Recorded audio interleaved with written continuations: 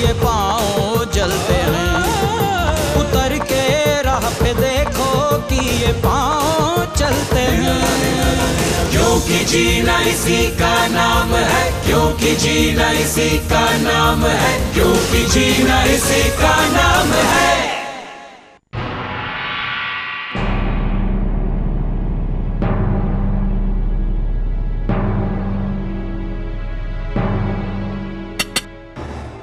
क्या बात है मिताली, तुम कुछ खा क्यों नहीं रही हो? जी वो मन नहीं है। मन नहीं है या तुम्हारी तबीयत नहीं ठीक है? देखो, अगर ऐसी कोई समस्या है तो हमें बताओ, मैं अभी शहर से कोई डॉक्टर बुला देता हूँ। आप कितना ख्याल रखते हैं मेरा, और मैं अब प्रवीण के साथ जो भी हुआ उसका मुझे बहुत दुख है, लेकिन मैं तो बस उसको देखने गई थी। और मिताली, जो लोग नासमझ होते हैं उनके लिए इस तरह से आंसू बहाना हमें अच्छा नहीं लगता। पर बड़े साहब, मैं तो परवीन के कमरे में उसको देखने, उसका हालचाल पूछने गई थी। कांता ने जिस तरह मेरी इंसल्ट की, पता है बड़े साहब, वो इस घर की बहू है, आपके बेटे की पत्नी है वो। शायद इसीलिए, पर मुझे बिल्कुल अच्छा नहीं लगा। आखिर प्रवीण आपका बेटा है। कोई जरूरत नहीं है दोबारा वहां जाने की मिताली। मैं जानता हूं, कोमल मन को जरा सी ठेस लग जाए तो एक छोटी सी खरोंच भी घाव बन जाती है, और यही तुम्हारे साथ हुआ है, हम जानते हैं। लेकिन अभी जरूरत है हमें तुमको खुश रखने की, क्योंकि तुम इस बड़े घर को एक वारिस और हमें हमारा बेटा देने वाली हो।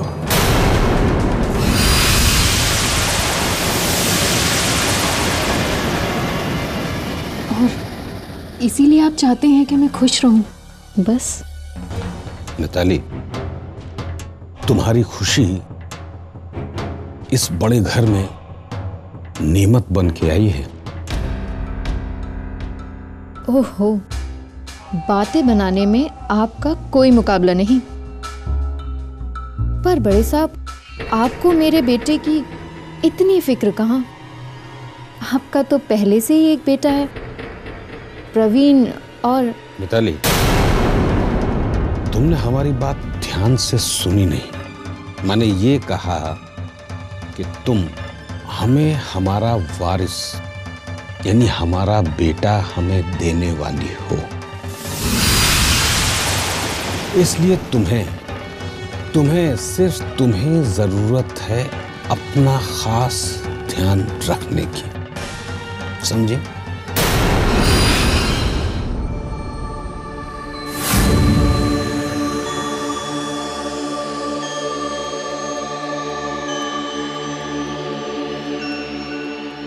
लगता बेगम को खाना पसंद नहीं आया।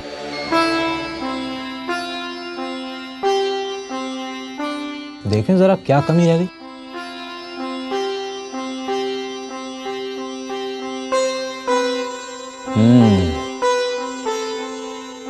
मसाला थोड़ा ज्यादा हो गया, प्याज भी ठीक से नहीं भुना।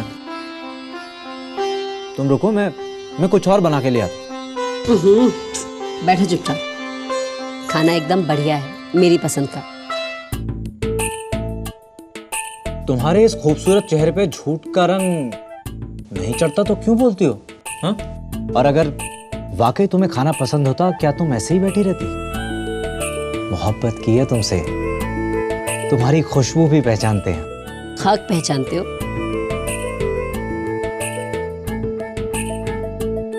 खाना एकदम अच्छा है, तुम्हारी कसम।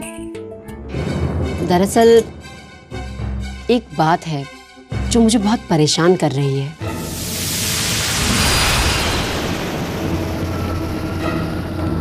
या खुदा, तुम्हें एक बात परेशान कर रही हो और मैं यहाँ बैठकर खाना खा रहा हूँ। मुझे तो मरने के बाद भी जन्नत नसीब। खबरदार, जो आज के बाद कभी ऐसी बात कही तो।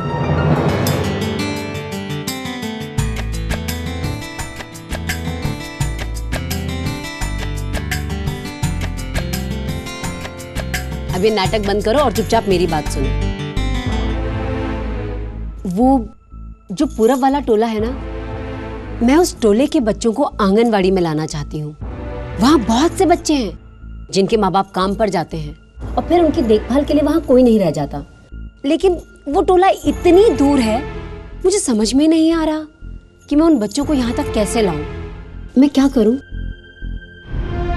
सोच तो तुम बिल्कुल सही रही हो, पर रोज उन्हें वहां से आंगनवाड़ी तक लाओगी कैसे? और फिर उन्हें शाम को वापस भी तो जाना होगा।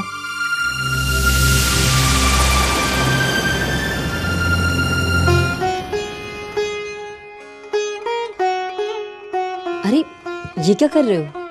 अरे भाई, अपनी बेगम को खाना खिला रहा हूँ। और वैसे भी कहते हैं ना कि पेट भरा हो तो दिमाग तेज चलता है, और दिमाग तेज चलता है तो सारी मुश्किलें आसान हो जाती हैं। ये लो।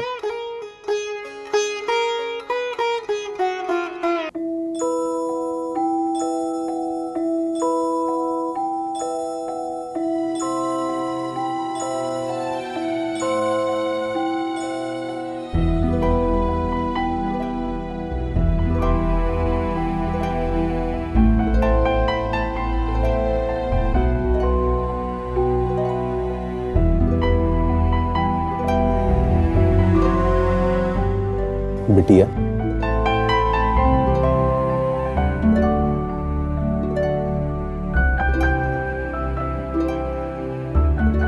क्या हुआ बापू? कुछ नहीं, बस तेरी माँ की याद आ गई। आज पूरे 8 महीने हो गए उसे गए हुए। बहुत अच्छी थी तेरी माँ, पूरे घर का बहुत ध्यान रखती थी। उसके हाथों में जैसे जादू था, किसी चीज की कोई कमी नहीं रहने देती थी। सुबह उठकर सबसे पहले भगवान को दिया बत्ती करती, फिर चाय बनाकर माँ को और मुझे उठाती। तुम दोनों को भी बहुत प्यार करती थी, है ना? क्या मजाल जो उसके रहते कोई तुम दोनों से कुछ कह जाता तो जहां भी जाती तुम दोनों को अपने साथ रखती। एक दिन मुझसे बोली, बिटिया के बापू, हमारी बिटिया बड़ी होकर मास्टरनी बनेगी, सारे टोले को 4 अक्षर सिखाएगी। और मैं बापू, मेरे लिए माँ क्या कहती थी?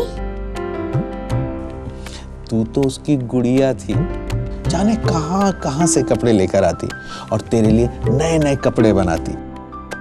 बापू, माँ बहुत सुंदर थी ना? बहुत सुंदर। तेरा रंग रूप भी तेरी माँ पर गया है। और मैं बापू? तेरी आंखें बिल्कुल तेरी माँ जैसी हैं और तेरी नाक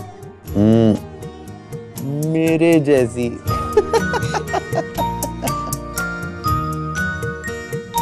बस अब तुम दोनों को अपना बहुत ख्याल रखना होगा, और फिर सोनू जब बड़ा हो जाएगा तो उसको उसकी माँ के बारे में बताना, ठीक है?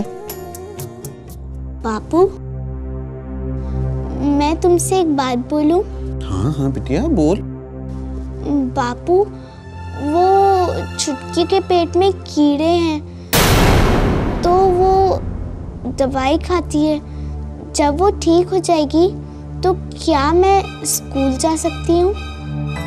जरूर बिटिया, जरूर जा सकती हो। तेरी माँ होती तो कोई मना थोड़ी ना करती। वो तो अम्मा को हाथ बटाने की जरूरत थी ना, तो मगर अब तुम दोनों स्कूल जाओगी। हाँ क्यों छुटकी, जाएगी ना जीजी के साथ स्कूल? हाँ बापू, जाऊंगी। मेरी बच्ची, अच्छा बच्चा।